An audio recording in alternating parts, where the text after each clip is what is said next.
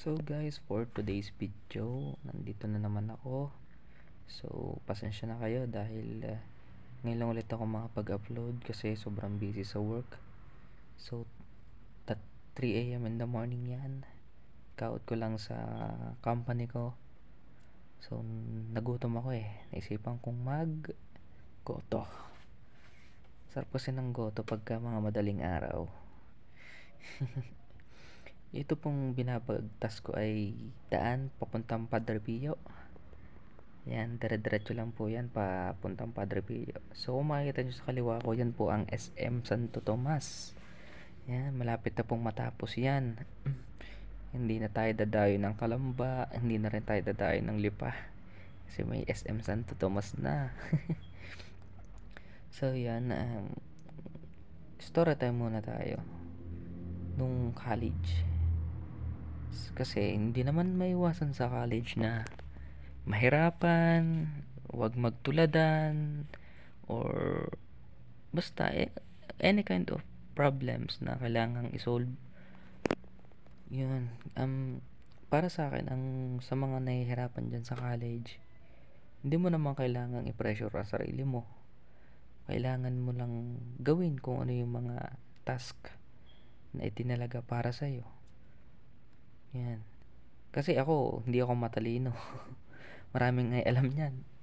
Hindi ako matalino pero nag-aaral ako at lahat ng ipinapagawa sa akin nung prof ko is nagagawa ko naman on time. Yan. Kaya sa mga hindi matatalino dyan, huwag kayong matatakot mag-college kasi sipag lang ang puhunan. Yan. Hindi naman porket matalino ka, madali na sa'yo yung college. Kasi kahit matalino ka, mahirap din. Mahirap din para sa kanila yung college. Naisip ko lang yun. Share ko lang. Kasi habang nagmamaneho ako, wala akong maisip na Tapos ito kasi, ang daan na ito ay paradahan din ng truck. So, malapit na ako. Yan. Ito na yan. Tapat na to. Diyan ako maggogoto. Sobrang bibilis ng truck dyan. Kaya kailangan pagka pupunta kayo dito sa Santo Tomas is lagi kayong alerto kasi hindi mo alam, hindi mo mapapansin, baka mamaya mabangga ka na o wag naman sana. Syempre mabibilis din dito. So yun, ito yung lugar. Yan, baba muna tayo. So yan, ipapakita ko muna sa inyo yung mga menu. Yan, ganda, linis ng kainan nila. So yan, kung gusto nyong i-post nya para makita nyo.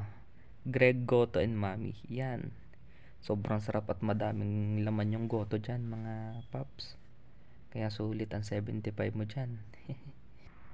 So yan. Habang ako nag-iintay talaga nga namang pangiti-ngiti pa pakindat-kindat pa, kala mo na may pugi. Sko po, dyan rin nyer. Yan, tamang pakuya-kuya ko lang ng pa at pa ano-ano ng kamay. Sa talaga namang pagkakagutom ko nga din at talaga ako'y wala pang kain. Simula alas 8 hanggang alas 3 ng madaling araw dahil wala nang mabilhan. Yan. Akala mo naman napaka-pogi patingin-tingin pa Yan. Habang nag-iintay ako niyan, talagang ako nakagugutom yun na. Kain tayo. Unang sabaw. Salamat po Lord sa biyaya. Yung napakainit. Iling ako Pagkakasarap naman, unang kagat, unang subo, talagang ligaya ang natatama. So yan, pagkakasarap niyan, pagkakainit pa niyan. Diyan namang hindi lugi ang pagpunta sa Greg Mami House at Goto.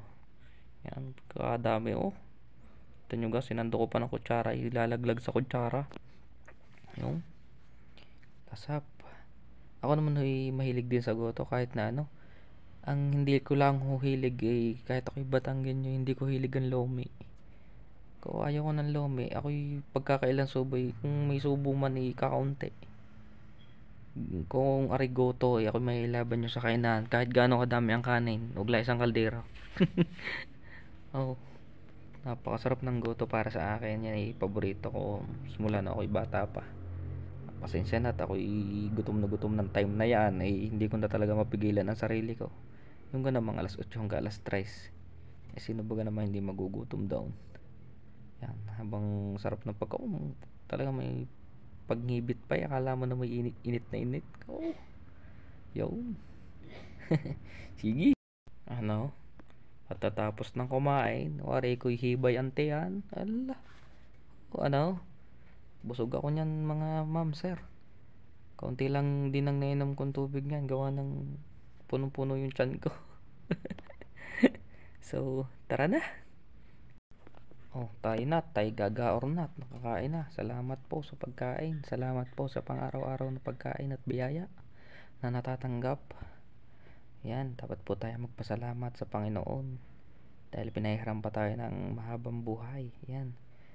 Yan, napakabibilis na sasakyan dito. Kaya dapat pagka magmamaneho kayo dito mga madam ay dapat ay dahan-dahan lang. Alerto pa rin.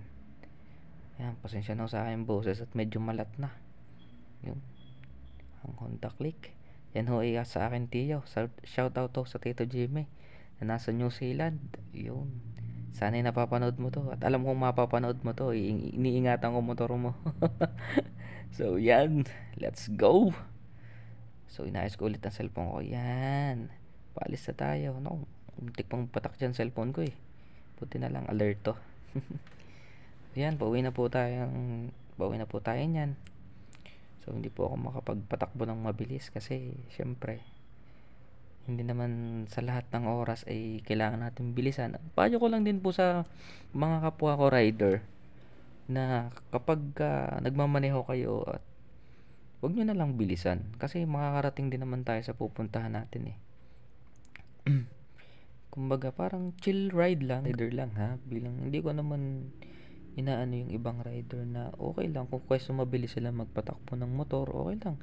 Kumbaga parang sa akin ay yung opinion ko lang is mas maganda yung laging maingat tayo sa araw-araw kahit na wala tayong kasalubong or kasunod, kailangan pa rin nating maging alerto kasi hindi mo mawala yung aksidente mga pare.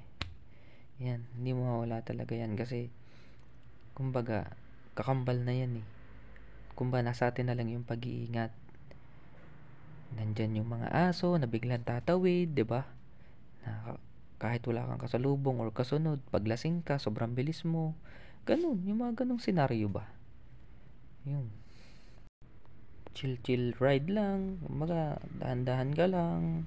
Mas masarap yung dahan-dahan kaysa sa mabilis. Kasi ang ibig ko sabihin ay, syempre, 'di ba, uuwi ka pa, may pamilya kang uuwian. Kaya kailangan ng doble ingat kasi may mga taong nag-iintay sa'yo. Pag uwi mo, may mga taong umaasa sa pagbalik mo. Yung mga mahal mo sa buhay, ganun. Kung magmamaneho ka ng mabilis, doon ka sa racetrack para, kasi para sa akin, mabilis kang makakarating pero anong mangyayari? Delikado. Ay, kung mabagal kang magmaneho at makakauwi ka ng safe at buo, makakasama at makakabanding mo pa pamilya mo, 'di ba? Dapat ganun. Pero choice nyo pa rin yun kung bibilisan nyo o babagalan nyo kasi hindi naman ako ikaw o ikaw ako. So guys, ito na yung dorm ko, malapit na ako. Kumbaga parang masaya ako kasi nakapag-video ulit ako. Ito lang kasi yung free time ko ulit eh. So guys, ito yung dorm ko nga pala sa Santo Tomas. Yan. Yan. Sa old dorm. General Malbar po. Yan. Yan ang dorm ko. At dito na po magtatapos ang ating munting vlog. Paparada na. Kasi medyo na din to eh. Tulugan na sila dyan eh. Sige po, sa ulitin po. Ayan, nabulol pa.